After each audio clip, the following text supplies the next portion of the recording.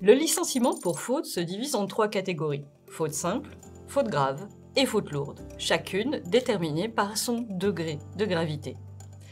La faute simple, considérée comme la moins sévère, correspond à une inexécution fautive des obligations professionnelles par le salarié. Elle permet de justifier la rupture du contrat de travail pour cause réelle et sérieuse, sans empêcher le salarié de terminer son préavis, ni de percevoir son indemnité de licenciement. Pour procéder à un licenciement pour faute simple, l'employeur doit suivre une procédure rigoureuse. D'abord, il doit convoquer le salarié à un entretien préalable en lui envoyant une lettre recommandée ou en la remettant en main propre avec accusé de réception. Cette convocation doit préciser la date, l'heure et le lieu de l'entretien, ainsi que la possibilité pour le salarié de se faire assister. Ensuite, l'entretien a lieu au moins 5 jours ouvrables appelés la convocation, permettant au salarié de s'expliquer sur les faits reprochés. Si, après l'entretien, l'employeur décide de licencier le salarié, il doit notifier cette décision par lettre recommandée avec accusé de réception dans un délai d'1 mois après l'entretien. Cette lettre doit détailler les motifs du licenciement.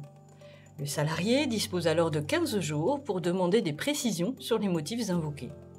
Le contrat de travail ne prend pas fin immédiatement après la notification du licenciement. Un préavis doit être respecté dont la durée varie en fonction de l'ancienneté du salarié. 1 mois pour une ancienneté de 6 mois à 2 ans et 2 mois pour les plus de 2 ans. L'employeur peut dispenser le salarié de ce préavis en versant une indemnité compensatrice. À la fin du préavis, l'employeur doit remettre au salarié plusieurs documents, tels que le certificat de travail, l'attestation Pôle emploi et le solde de tout compte. En cas de rupture abusive du contrat, le salarié peut contester le licenciement devant le Conseil des prud'hommes et obtenir des dommages et intérêts. Enfin, l'indemnité de licenciement pour faute simple inclut une indemnité de fin de contrat, une indemnité compensatrice de préavis si applicable et une indemnité compensatrice de congés payés. Cette indemnité est calculée en fonction de l'ancienneté et du salaire de référence du salarié. Retrouvez dans notre article sur Compta Online le simulateur pour calculer la durée du préavis accordé au salarié en cas de licenciement.